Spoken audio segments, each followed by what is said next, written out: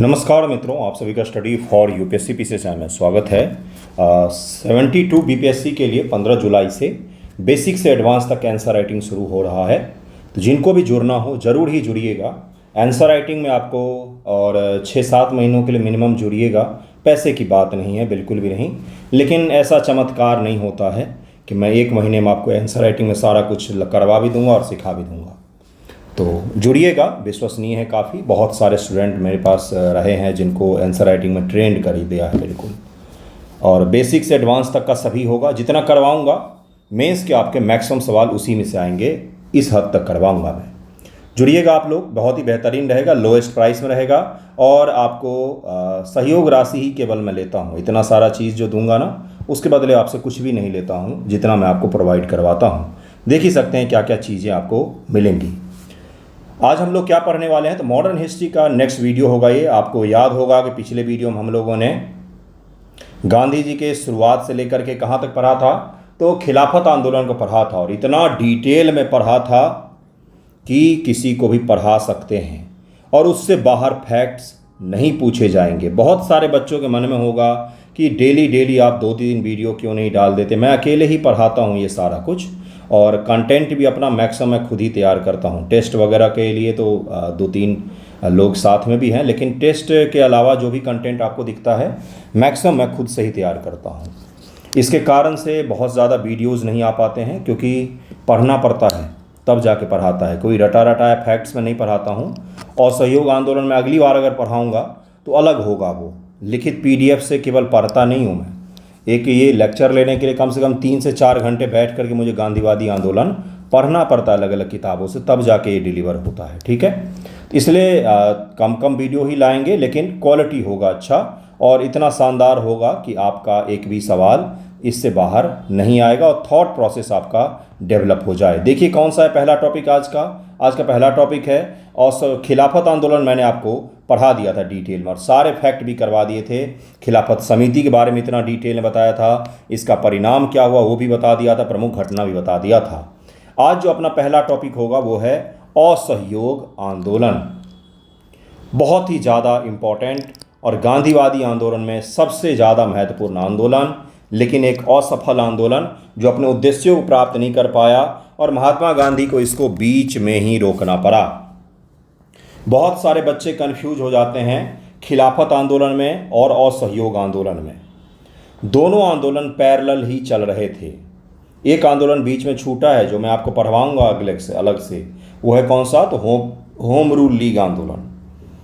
तो असहयोग आंदोलन गांधी जी ने भारत में वो चाहते थे कि पूरे भारत के स्तर पर अहिंसक सत्याग्रह एक आंदोलन के द्वारा करवाया जाए जो कॉमन कॉज हो उसका।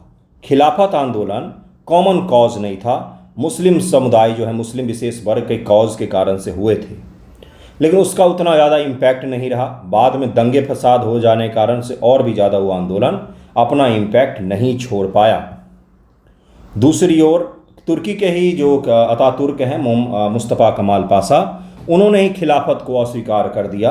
तो जब तुर्की के लोगों ने ही अस्वीकार कर दिया तो भारत में उस चीज़ को लेकर क्या ही आंदोलन होगा। इसलिए असहयोग आंदोलन का सबसे महत्वपूर्ण आंदोलन इसीलिए माना जाता है क्योंकि गांधी जी के सत्याग्रह अहिंसा की नीति का असफल प्रयोग था। भारत में पहली बार असफल था। मैं फिर से बोल रहा हूँ आपको, असफल रहा ये आंदोलन अपने लक्ष्य की प्राप्ति में। बीच में ही गांधी जी इसको छोड़ देते हैं, ख़त्म कर देते हैं चौरी चौरा कांड के पश्चात से।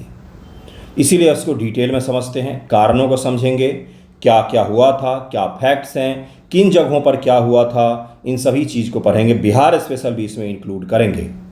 इससे पहले के वीडियो भी हिस्ट्री 2025 नामक प्लेलिस्ट में आपको मिल जाएगा, पढ़ लीजिएगा, बेड़ा पार हो जाएगा। देखिए स्थान क्या था, पूरे भारत में इसको किया गया। पूरे भारत में, जैसे स्वदेशी आंदोलन जो है, स्वदेशी आंदोलन मुख्य रूप से बंगाल में, पश्चिम बंगाल मत बोलिएगा, बंगाल, उस समय पश्चिम पूर्व डिवीज़न नहीं हुआ था, बंगाल में। उसके अलावा कहीं कहीं पर, जैसे दिल्ली में सैयद हैदर रजा थे, पंजाब में लाला लाजपत राय थे, महाराष्ट्र में बाल गंगाधर तिलक थे, दक्षिण में सी राजगोपालाचारी थे, के कलप्पम थे, अपने अपने एरिया में था। लेकिन इसका जो सोचेंगे कि यूनिवर्सल प्रभाव पड़ा वो नहीं था।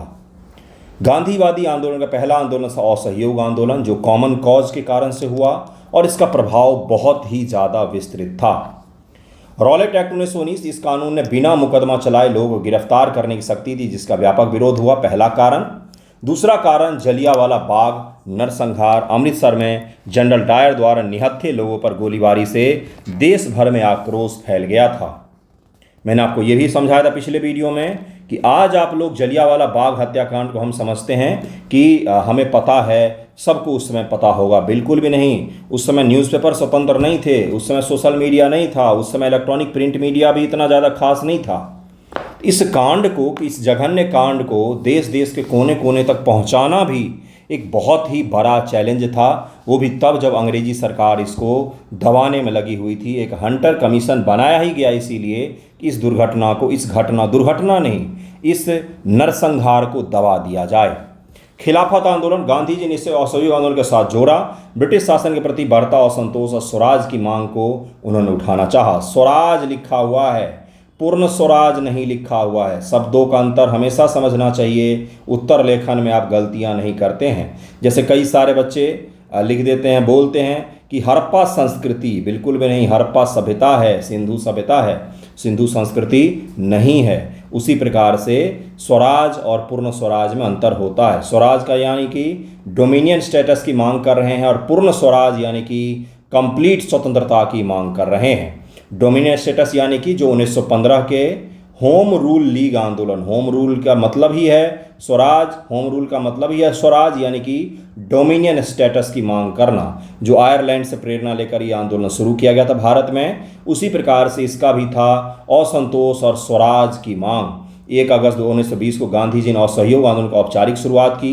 1 अगस्त 1920 को इन्होंने शुरुआत की और इस आंदोलन के शुरुआत में ही बहुत ही बड़ा धक्का लगा भारत को, जब बाल गंगाधर तिलक की मृत्यु हो जाती है। गांधी जी उनको खुद कंधा देते हैं, जबकि वैचारिक स्तर पर दोनों एक दूसरे के बहुत विरोधी थे, लेकिन गांधी जी उनको कंधा देते हैं और मृत्यु हो जाती शुरुआत में ही बाल गंगाधर तिलक साहब की।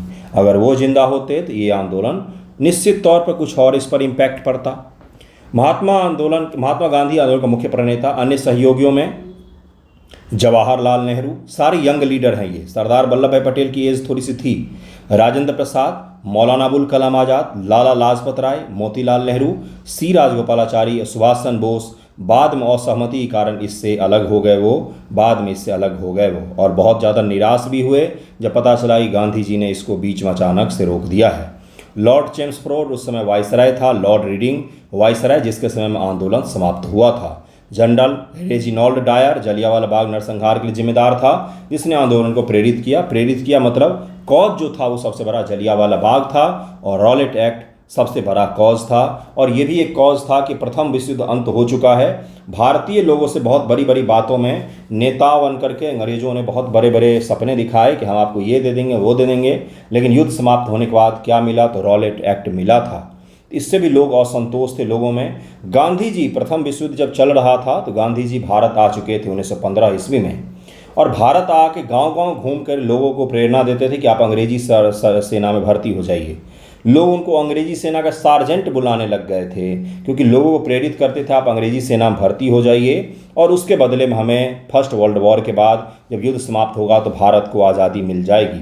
कितने भोले भाले थे वो, लेकिन उनका भोलापन जल्द ही दूर हो गया जब उनको पता चला कि रॉलेट एक्ट ब्रिटिश गवर्नमेंट ने लागू कर दिया है। दोनों वर्ल्ड वॉर मिलाकर 15 लाख भारतीय सैनिकों ने वर्ल्ड वॉर में हिस्सा लिया। आज हमारी आर्म फोर्सेज में जो एक्टिव आर्म फोर्सेज हैं उनकी संख्या करीब में 15 लाख है।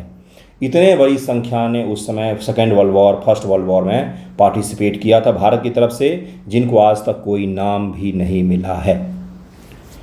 आंदोलन का विवरण: 1 अगस्त 1920 को गांधी जी ने असहयोग की घोषणा की। ब्रिटिश उपाधि और सम्मानों का त्याग, जैसे गांधी जी ने कैसरे हिंद पदक को लौटा दिया।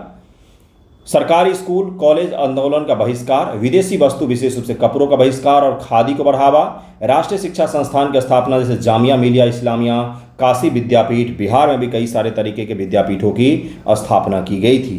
शराब और मादक पदार्थों के खिलाफ भी अभियान शुरू किया गया। 1920 में नागपुर कांग्रेस अधिवेशन में असहयोग प्रस्ताव पारित हुआ।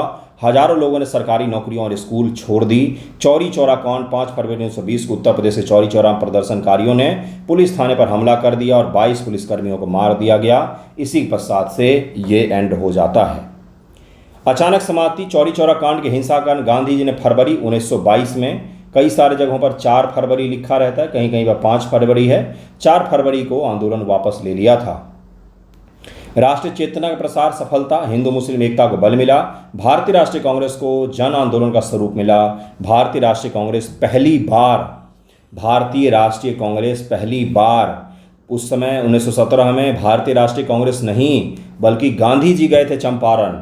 यहाँ पर भारतीय राष्ट्रीय कांग्रेस पहली बार पूरे देश स्तर पर किसी आंदोलन को चलाने में सफल साबित हुई। लेकिन बाद में इस आंदोलन को अचानक रोक दिया जाता है जब गांधी जी ये देखते हैं कि उनका जो प्रण है कि अहिंसा और सत्याग्रह, उसमें व्यवधान उत्पन्न हो रहा है, क्योंकि लोग अभी तक अहिंसा के मंत्र को नहीं समझ पा रहे हैं। जब किसी भी आंदोलन में हिंसा होता है तो उसको कुचलना, दबाना बहुत ही आसान हो जाता है किसी भी गवर्नमेंट के लिए। लेकिन एक शांतिपूर्ण आंदोलन को कुचलना नैतिक रूप से सरकार को बहुत नुकसान पहुंचाती है कि वो लोग केवल निहत्थे होकर के असहयोग आंदोलन कर रहे थे और आपने उनके ऊपर बंदूक चला दी, जैसे कि जलियांवाला हत्याकांड। स्वराज का लक्ष्य प्राप्त नहीं हुआ। आंदोलन का चालक समाप्ति ने कई नेताओं को निराश किया और इसके पास से स्वराज दल की स्थापना होती है। तो सी आर दास इसमें सबसे बड़े नेता बनकर के उभरते हैं। स्वराज दल की स्थापना की जाती है। तेज बहादुर सप्रू का भी नाम आता है। असहयोग आंदोलन ने भारतीय स्वतंत्रता संग्राम को व्यापक जनाधार दिया। गांधी जी को राष्ट्रीय नेता के रूप में स्थापित किया। स्वदेशी और खादी ने आर्थिक आत्मनिर्भरता को बढ़ावा दिया। वस्त्रों का बहिष्कार किया गया। कौन से एक ऐसे व्यक्ति थे जिन्होंने विदेशी वस्त्रों के बहिष्कार को बर्बादी माना? किसने ऐसा बोला कि विदेशी वस्त्रों का बहिष्कार या जलाया जाना निस्संदेह बर्बादी है? तो ये कौन थे? तो ये थे गुरुदेव रविन्द्रनाथ टैगोर जो हैं, उन्होंने इसका विरोध किया था। वो राष्ट्रवादी थे, लेकिन उन्होंने बोला कि कपड़े जलाना कहीं से भी सही नहीं है, जबकि गांधी जी मानते थे कि हर विदेशी चीज़ का बहिष्कार हमें करना पड़ेगा।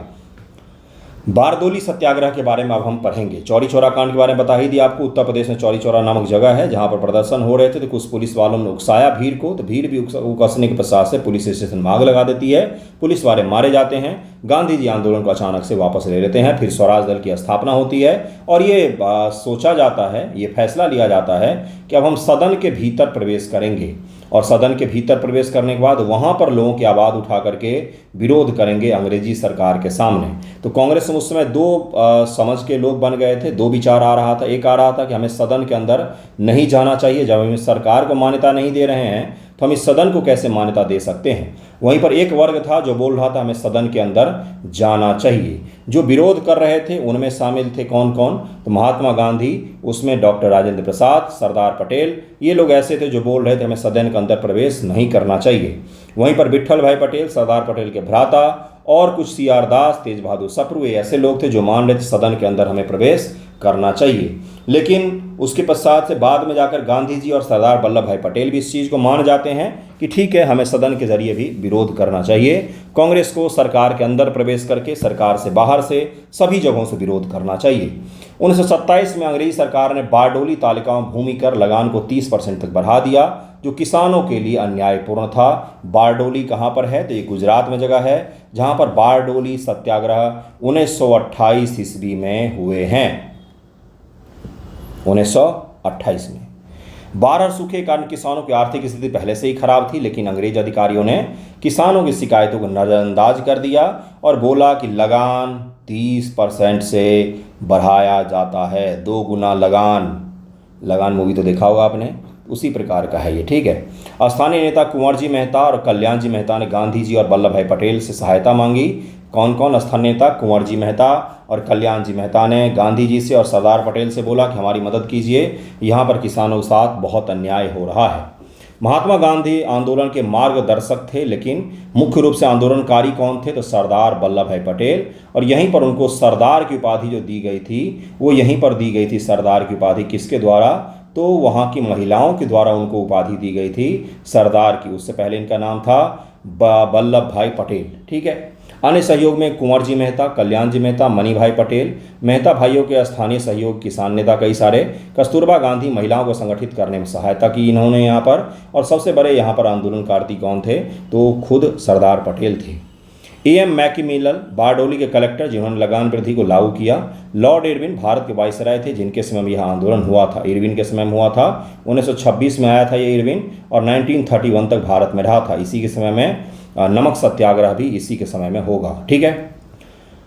फरवरी 1928 में वल्लभ भाई पटेल के नेतृत्व में सत्याग्रह शुरू हुआ। किसानों ने लगान देने से इनकार कर दिया। अहिंसक प्रतिरोध और सामाजिक बहिष्कार शुरू हो गया। गांव गांव में सभाएं आयोजित की गई, किसानों को एकजुट किया गया, महिलाओं ने भी आंदोलन सक्रिय रूप से भाग लिया और अंततः अंग्रेजी सरकार को झुकना पड़ा। जो 30% बढ़ाया गया था उसको कम करके 5% पर लाया गया और इनको कटौती करनी पड़ी लगान वृद्धि के दर में। अंग्रेजों ने किसानों की जमीन और संपत्ति जब्त करने की धमकी दी। वल्लभ भाई पटेल ने लड़ाई पटेलों की, हल चले न चले जैसे नारे दिए। ये उनके नारे थे। आंदोलन को राष्ट्रीय स्तर पर समर्थन मिला। प्रेस ने इसको व्यापक कवरेज भी दिया। और उसके पश्चात से हुआ क्या, तो 5.7% की मामूली वृद्धि करके अंग्रेजों को संतुष्टि करनी पड़ी। लगान वृद्धि को वापस ले लिया गया। जब्त की गई जमीन और संपत्ति किसानों को वापस की गई। गिरफ्तार किए गए सत्याग्रहियों को रिहा कर दिया गया और बारडोली सत्याग्रह ने सरदार पटेल को राष्ट्रीय पटल पर बहुत बड़ी पहचान दी और यह स्थापित हो गया कि सरदार पटेल एक सच्चे सत्याग्रही हैं जिन्होंने अंग्रेजों को अपने बदौलत झुकाने में सफलता पाई। तरीका गांधीवादी ही था। बारडोली सत्याग्रह ने वल्लभ भाई पटेल को सरदार की उपाधि दिलाई। किसने दिया, बारडोली की महिलाओं ने उनको सरदार की उपाधि दी थी। समग्र प्रभाव और महत्व क्या है, तो राष्ट्रीय एकता में बढ़ोतरी हुई, जन जागरूकता बढ़ी, गांधीवादी दर्शन का प्रसार हुआ कि सत्य अहिंसा के माध्यम से हम किसी भी लड़ाई को जीत सकते हैं, बड़ी से बड़ी ताकत को झुका सकते हैं। नेतृत्व का उदय होगा। सरदार वल्लभ भाई पटेल, जवाहरलाल नेहरू, राजेंद्र प्रसाद जैसे राष्ट्रीय नेताओं को मंच स्थापित किया गया। आर्थिक आत्मनिर्भरता, स्वदेशी खादी को बढ़ावा मिला, स्वतंत्रता संग्राम को गति मिली इससे। नेक्स्ट जो सत्याग्रह है गांधीवादी 1931 से 30 से 31 के बीच में है। कौन सा, तो नमक सत्याग्रह। गांधी जी को आंदोलन किए हुए बहुत दिन हो गए थे। देश में कोई बड़ा जन आंदोलन नहीं हो रहा था। गांधी जी को कॉज नहीं मिल रहे थे। सही सुन रहे हैं आप, कॉज नहीं मिल रहे हैं। और सहयोग से पहले तो बहुत बड़ी बड़ी घटनाएं हुई थी। कौन सी घटनाएं हुई थी, रॉलेट एक्ट हुआ था, जलियांवाला बाग हत्याकांड हुआ था, फर्स्ट वर्ल्ड वॉर हुआ था। लेकिन नमक सत्याग्रह से पहले कौन सा बड़ा कांड हुआ था, कोई सा भी नहीं। ये जरूर हुआ था कि लाहौर षड्यंत्र केस में युवाओं को पकड़ के जेल में डाल दिया गया था, उनको फांसी की तैयारी चल रही थी। लेकिन कोई ऐसा बड़ा राष्ट्रीय स्तर पर कोई बहुत बड़ी घटना नहीं घटित हुई थी। तो कैसे इस आंदोलन को शुरू किया जाए, तो फिर गांधी जी ने सोचा कि एक हमें ऐसा कॉज ढूंढना पड़ेगा जो अमीर से लेकर के गरीब तक के लिए एक समान कारण है आंदोलन करने का। तो वही उनको समुद्र के तट पर बैठे हुए थे तो उनको दिखा कि भाई नमक एक ऐसा चीज़ है जो अमीर आदमी हो और गरीब आदमी हो सबके थाली का हिस्सा है। और ये बेरहम ब्रिटिश गवर्नमेंट इस नमक पर भी कर लगाती है। जो गरीब आदमी नमक और रोटी खाता है उसको भी कर देना पड़ता है। तो गांधी जी को कोई आयोडीन की कमी नहीं हो गई थी कि नमक का सत्याग्रह करने चले गए कि थाली भर भर के नमक थोड़ी नहीं खाते थे। नमक तो इतना सा ही चाहिए खाने के लिए, लेकिन जरूरी हिस्सा और हर किसी के प्लेट का हिस्सा है। आंदोलन इसी प्रकार से पनपता है। कोई भी आंदोलन अगर पनपा था तो उसके पीछे भी कारण थे। कारण ये था कि भाई भ्रष्टाचार हर किसी से जुड़ गया था, उस समय जोड़ा गया था, आज भी जुड़ा हुआ है, लेकिन कोई ऐसा नेता नहीं है जो इसको दिखा सके कि जुड़ा हुआ है। उसी प्रकार से नमक पर भी कर लगाया जाता था। आज लगता है क्या नमक पर कर, मुझे नहीं पता, क्या पता जीएसटी लगता हो, लगता है कि नहीं लगता है, मुझे नहीं पता है। यह महात्मा गांधी के नेतृत्व में सविनय अवज्ञा आंदोलन डिसोबियंस मूवमेंट का हिस्सा था, जिसने ब्रिटिश शासन के अन्यायपूर्ण नमक कर के खिलाफ अहिंसक प्रतिरोध को राष्ट्रीय स्तर पर स्थापित किया। जो बेसिक नीड है जैसे कि नमक, क्योंकि गरीब आदमी उस समय भारत में अधिकांश नमक और रोटी खा करके जिंदा रहते थे। यह आंदोलन के पूरे भारत में फैला, जिसमें दक्षिण भारत में भी महत्वपूर्ण घटनाएं हुई। नीचे नमक सत्याग्रह के बारे में यहाँ पर विवरण दे दिया गया है। पृष्ठभूमि और कारण, पूरे भारत में विशेष रूप से गुजरात, दांडी, दक्षिण भारत, वेदरायन, मद्रास आदि और अन्य तटीय क्षेत्रों में इस आंदोलन का प्रचार प्रसार किया गया। नमक कर इसका सबसे बड़ा कारण था। रॉलेट एक्ट, जलियांवाला, ये सब तो कारण थे ही। साइमन कमीशन एक बड़ा कारण था जो इससे ठीक पहले हुआ था, और लाला लाजपत राय की मृत्यु हो गई थी। स्वराज की मांग जो चल रही थी, अब उसको पूर्ण स्वराज की मांग में 1929 के लाहौर कांग्रेस अधिवेशन में जवाहरलाल नेहरू के द्वारा कहा गया कि अब स्वराज नहीं चाहिए हमें, अभी हमें अब पूर्ण स्वराज चाहिए, स्वराज नहीं चाहिए, क्योंकि ब्रिटिश गवर्नमेंट से अब हमें पूर्ण आज़ादी चाहिए, हम केवल स्वराज लेकर के निश्चिंत नहीं बैठेंगे। तो ये कुछ कॉज थे, इसके कारण थे। नमक सत्याग्रह के बारे में, नमक को क्यों चुना गया? तो नमक सभ्य ज्ञान का प्रतीक चुना गया क्योंकि यह हर भारतीय के जीवन से जुड़ा हुआ था। गरीब, अमीर, ग्रामीण, शहरी, उत्तर, दक्षिण, पूरब, पश्चिम, कोई भी इंसान होगा तो उसके जीवन से जुड़ा हुआ था। इसीलिए गांधी जी ने नमक को चुना था। बहुत ज़्यादा इसको क्या कहा जाता है, एथिक्स पेपर 4 यूपीएससी के लिए पढ़ना पड़ता है। इमोशनल इंटेलिजेंस, इमोशनल इंटेलिजेंस इसको कहा जाता है कि आपके अंदर इमोशनल इंटेलिजेंस जितना ज़्यादा होगा, जीवन में आप उतने ही ज़्यादा सफल होंगे। किसी बड़े से बड़े चीज़ को अगर आप लोगों के इमोशंस से जोड़ने में सफलता पा लेते हैं तो आपका जीवन जरूर सफल हो जाएगा, कभी आपको कोई रोक नहीं सकता है। नेता लोग इसी को अपनाते हैं, इमोशनल इंटेलिजेंस को ही अपनाते हैं। जो आप देखते हो ना, मंच पर रोने लग जाते हैं, तो वो सब इसी का कारण होता है। मुझे जान से मार देंगे, मैं आपकी जाति का हूँ, मैं भोजपुरी गाने सुनता हूँ। अभी आजकल बिहार इलेक्शन है तो लिट्टी चोखा खाते हुए लोग फ़ोटो पोस्ट करते, नेता लोग। स्ट्रॉ से सत्तू पीते हुए कोई फ़ोटो पोस्ट कर रहा था, एक बड़ा नेता। स्ट्रॉ से सत्तू पिया ही नहीं जा सकता है, कितनी एक्टिंग करते हैं। तो ये सब एक्टिंग के पीछे क्या कारण होता है? Emotional intelligence. सत्तू देखकर आप समझते यही तो हमारा नेता है ना। नाम देख करके समझते हैं, जाति देख करके समझते हैं। तो इसी को कहा था इमोशनल इंटेलिजेंस, कि इंसान क्या होता है ना कि इमोशंस में आकर के कई बार आपसे जुड़ सकता है अगर आप और उसके बीच में इमोशनल कांटेक्ट बन जाता है। तो इमोशनल कांटेक्ट कैसे बनता है? जैसे मोदी जी कहीं पर जाते हैं तो सबसे पहले भाषण की शुरुआत वहाँ की भाषा में करते हैं, ठीक है। इसी को कहा था इमोशनल इंटेलिजेंस। नमक उसी का उदाहरण है। गांधी जी से ज़्यादा इमोशनल इंटेलिजेंस यूज़ करने वाला व्यक्ति इस देश में कोई पैदा ही नहीं हुआ। नमक उसी का उदाहरण है। नमक को उन्होंने देश के आंदोलन से जोड़ा, इससे बड़ा उदाहरण दुनिया में कहीं पर भी नहीं दिखता है। नमक कानून का उल्लंघन करके ब्रिटिश शासन की अवैधता को उजागर करना। और उन्होंने कहाँ से कहाँ तक? 12 मार्च 1930 को गांधी जी ने साबरमती आश्रम, अहमदाबाद, गुजरात से दांडी, गुजरात के तट पर 240 मील 390 किलोमीटर की पैदल यात्रा शुरू की। 24 दिनों में ये यात्रा पूरी हुई थी। ये भी पूछा गया है बीपीएससी प्रीलिम एग्जाम में। जनता को अहिंसक प्रतिरोध के लिए प्रेरित करना, स्वराज के लिए राष्ट्रीय एकता को मजबूत करना।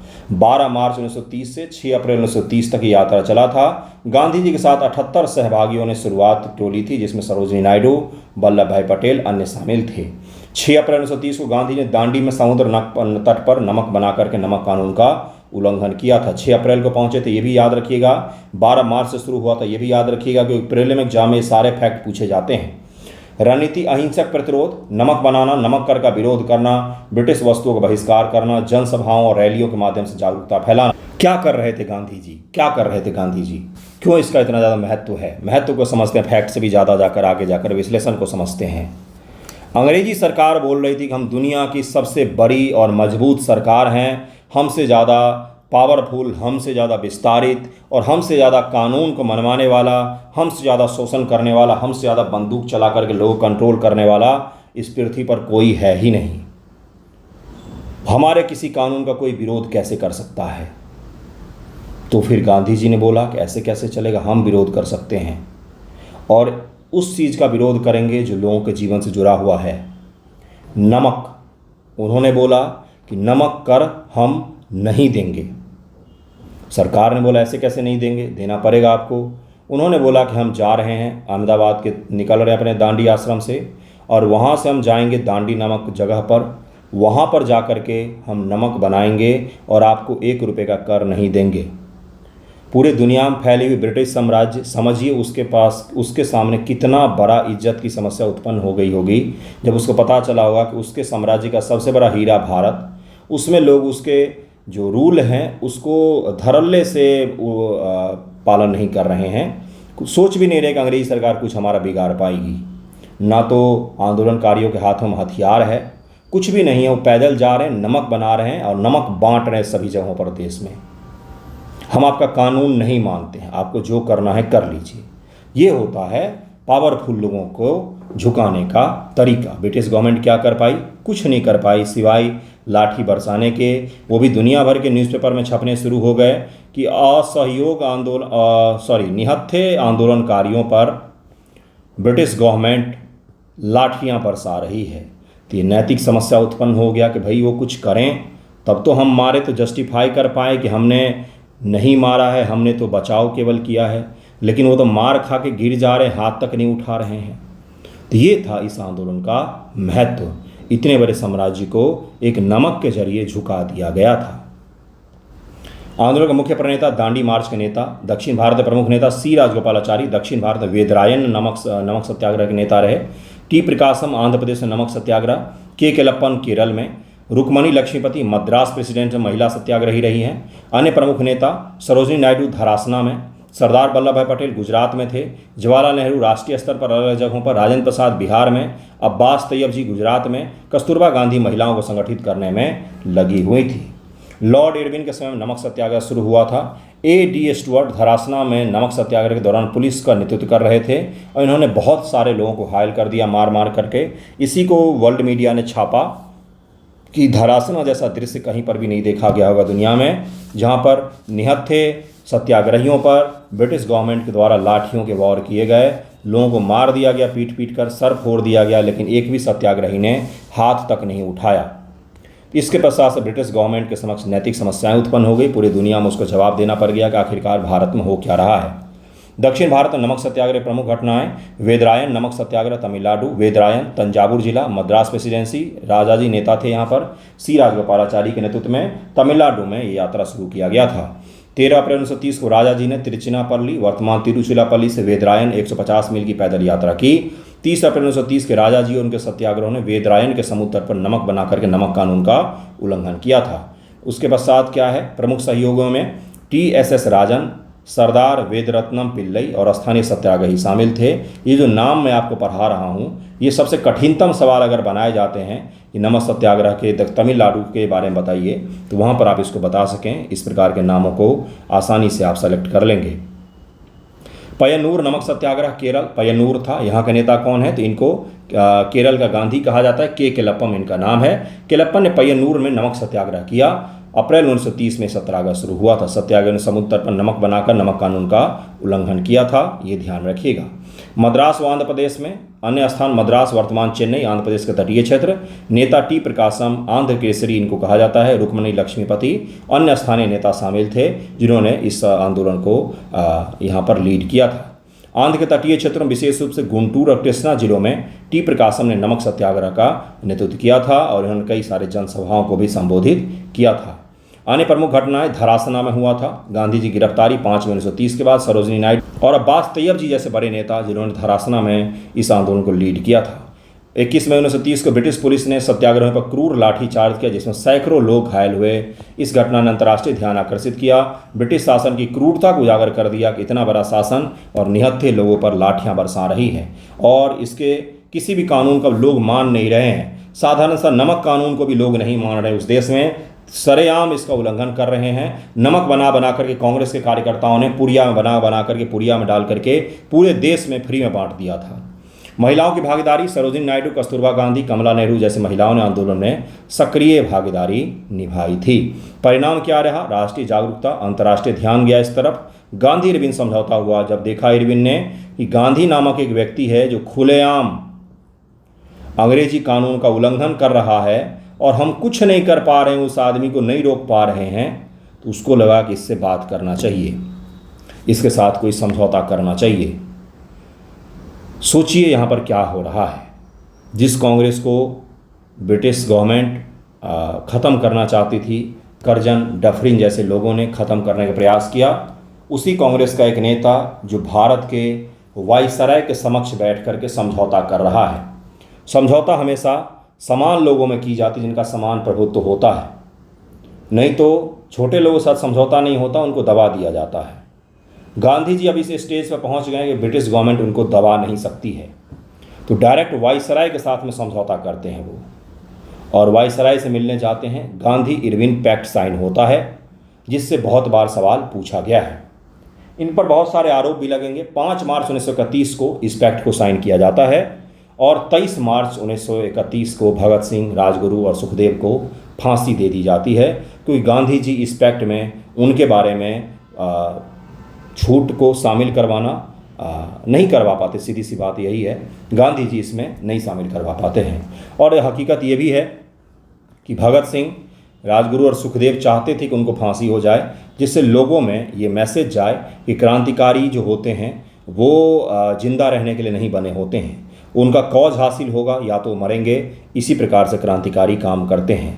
अगर आप किताब पढ़ेंगे भगत सिंह से जुड़ा हुआ बहुत सारे, तो जो प्रत्यक्षदर्शी थे उन समय के, बहुत सारे लोगों ने किताब लिखी है, उसमें भी यही चीज़ बताया गया है। इनफैक्ट नेहरू जी ने कई सारे जगहों पर भगत सिंह को बचाने का प्रयास किया, मिलने भी गए, लेकिन अनफॉर्चुनेटली नहीं बचा पाए। गांधी इरविन पैक्ट में सत्याग्रहियों को रिहा किया जाएगा, अहिंसक सत्याग्रहियों को, अहिंसक आंदोलनकारियों को रिहा किया जाएगा। नमक कानून में छूट दी गई, जैसे तटीय क्षेत्रों में नमक बनाने की अनुमति दी गई विदाउट कर। गांधी जी को लंदन में द्वितीय गोलमेज सम्मेलन में भाग लेने की अनुमति दी गई। महिलाओं की भागीदारी, इस आंदोलन महिलाओं को स्वतंत्रता संग्राम सक्रिय रूप से शामिल किया। ये 3 मुख्य रूप से इसके समझौते के परिणाम थे, लेकिन इसमें केवल अहिंसक कैदियों को बाहर किया गया। हिंसक कैदी जैसे कि भगत सिंह, राजगुरु, सुखदेव, इनको बाहर नहीं किया गया है। असफलताएं, पूर्ण स्वराज का लक्ष्य प्राप्त नहीं हुआ, नमक कर पूरी तरह से समाप्त नहीं हुआ, गोलमेज सम्मेलन में कोई ठोस परिणाम नहीं निकला और गांधीवादी ये आंदोलन भी विदाउट कोई बड़ा परिणाम के समाप्त हो जाता है। नमक सत्याग्रह ने गांधीवादी अहिंसा, सविनय अवज्ञा की ताकत को विश्व स्तर पर स्थापित कर दिया कि बड़े से बड़े साम्राज्य को आप बिना किसी हथियार के झुका सकते हैं। अगला है व्यक्तिगत सत्याग्रह। 1940 से 41 के दौरान हुए थे। व्यक्तिगत सत्याग्रह भारतीय स्वतंत्रता संग्राम का एक महत्वपूर्ण आंदोलन था, जिसे महात्मा गांधी ने 1940 में शुरू किया। यह सविनय अवज्ञा आंदोलन, भारत छोड़ो आंदोलन के बीच का एक चरण था, जिसमें गांधी जी चाहते थे कुछ क्रिएटिव किया जाए। 1930 में आंदोलन हुआ था पिछला, अब 1940 आ गया था, 10 वर्ष बीत चुके थे, देश में कोई भी आंदोलन नहीं चल रहा था, तो उन्होंने सोचा कि व्यक्तिगत स्तर पर सत्याग्रह शुरू किया जाए। व्यक्तिगत सत्याग्रह का उद्देश्य ब्रिटिश शासन के खिलाफ अहिंसक प्रतिरोध को बनाए रखना, भारत की स्वतंत्रता मांग को उठाए रखना। खासकर द्वितीय विश्व युद्ध के दौरान इस आंदोलन व्यक्तियों द्वारा प्रकृतात्मक विरोध पर केंद्रित किया गया कि आप अपने स्तर से व्यक्तिगत रूप से कुछ न कुछ विरोध कीजिए। 1930 से 1940 के बीच में बिहार में 1934 ईस्वी में बहुत ही भीषण भूकंप आया था। उस दौरान गांधी जी ने उत्तरी बिहार की, खासतौर से उत्तरी बिहार में बहुत ज़्यादा तबाही हुई थी, तो उस पूरे उत्तर बिहार को उन्होंने पैदल यात्रा किया था। वहाँ पर उन्होंने अपना ऑटोग्राफ भी बेचा था। ऑटोग्राफ करके लोगों को देते थे, बदले में पैसे लेते थे और उस पैसे से लोगों के लिए जन कल्याण, जो जिनका घर भूकंप में तबाह हो गया था, बाढ़ में तबाह हो गया था, उनको पुनर्वास करने की कोशिश कर रहे थे। पूरे भारत में विशेष रूप से विभिन्न प्रांतों में व्यक्तिगत स्तर पर द्वितीय विश्व युद्ध इस समय एंड हो गया था। द्वितीय विश्व युद्ध शुरुआत होने वाला था और 1939 में शुरू हो गया था, 1945 तक चलना था। 1940 में आंदोलन शुरू होता है। कांग्रेस का रुख 1939 में कांग्रेस ने मांग की कि युद्ध में भारत की भागीदारी के बदले स्वतंत्रता दी जाए। ब्रिटिश सरकार ने इस मांग को ठुकरा दिया था। इसके पश्चात से क्रिप्स मिशन आएगा 1942 में। अहिंसक विरोध की आवश्यकता। गांधी जी हिंसक आंदोलन नहीं चाहते थे, क्योंकि युद्ध के समय हिंसा अनुचित मानी जाती है। वो चाह रहे थे कि देश के लोगों को जागृत किया जाए, इसीलिए उन्होंने व्यक्तिगत स्तर पर सत्याग्रह शुरू किया था। 17 अक्टूबर 1940 को विनोबा भावे ने पवनार, महाराष्ट्र, पहला व्यक्तिगत सत्याग्रह शुरू किया। कौन थे पहले? तो विनोबा भावे थे। विनोबा भावे, इनका नाम जरूर ध्यान रखिएगा। पहले सत्याग्रही कौन? तो विनोबा भावे थे। विनोबा भावे थे, ठीक है। इन्होंने दिल्ली चलो का नारा भी दिया था। इसी दौरान दिल्ली चलो का नारा भी दिया था और व्यक्तिगत स्तर पर इन्होंने विरोध करना शुरू कर दिया था। प्रमुख नेता कौन कौन थे? तो महात्मा गांधी आंदोलन के प्रणेता और मार्गदर्शक थे। 1940 से 41 से प्रथम, द्वितीय, तृतीय और चतुर्थ सत्याग्रही के नाम इस प्रकार से हैं। प्रथम विनोबा भावे, द्वितीय जवाहरलाल नेहरू थे, उन्होंने दिल्ली में सत्याग्रह किया। तृतीय ब्रह्मदत्त थे, उन्होंने सत्याग्रह को शुरू किया। तृतीय ब्रह्मदत्त के बारे में सवाल पूछा जा चुका है। चौथे कौन है? तो आचार्य कृपलानी है, जेबी कृपलानी चौथे सत्याग्रही थे। बाद में बहुत सारे सत्याग्रही जुड़े। सरदार वल्लभ भाई पटेल, मौलाना अबुल कलाम आज़ाद, राजेंद्र प्रसाद, आचार्य कृपलानी, मीराबेन, विजय लक्ष्मी पंडित, प्यारे लाल, ये सब अन्य व्यक्तिगत सत्याग्रही थे जो इस आंदोलन में समय के साथ भाग लेते हैं। लेकिन पहले, दूसरे, तीसरे, चौथे सत्याग्रही तक मैंने आपको बता दिया है। 40 से शुरू होता है, तो इसमें और कौन कौन अंग्रेजी अधिकारी थे? तो लॉर्ड लिनिथगो भारत के वाइसराय थे, जिनके समय भी आंदोलन हुआ। स्थानीय प्रशासन, विभिन्न प्रांतों ब्रिटिश कलेक्टर और पुलिस अधिकारी थे स्थानीय प्रशासन के रूप में। लेकिन भारत का वाइसराय कौन था? तो लॉर्ड लिनिथगो था। 1936 से लेकर 1940 तक ये भारत में रहा है। प्रमुख घटनाएं क्या क्या है? तो सबसे पहले पवनार में महाराष्ट्र में शुरू करते हैं डॉक्टर विनोबा भावे, जवाहरलाल नेहरू सत्याग्रह दिल्ली में शुरू करते हैं। इसी प्रकार सभी जगहों पर इस सत्याग्रह को शुरू किया जाता है। परिणाम क्या था? नैतिक दबाव उत्पन्न होता है, राष्ट्रीय चेतना उत्पन्न होता है और 1942 के भारत छोड़ो आंदोलन के लिए सफलतापूर्वक पृष्ठभूमि ये लोग तैयार कर लेते हैं। इस प्रकार से गांधीवादी जितने भी सत्याग्रह हैं उन सभी को लगभग मैंने करवा दिया है। एक बाकी रह गया भारत छोड़ो आंदोलन, जिसको हम लोग एक साथ जो आंदोलन बचे हैं उन सारे के साथ मैं कवर करवा दूंगा। 72 बीपीएससी के लिए ज़रूर ही जुड़िएगा, सबसे बेस्ट रहेगा आपके लिए। ठीक है, धन्यवाद आप सभी।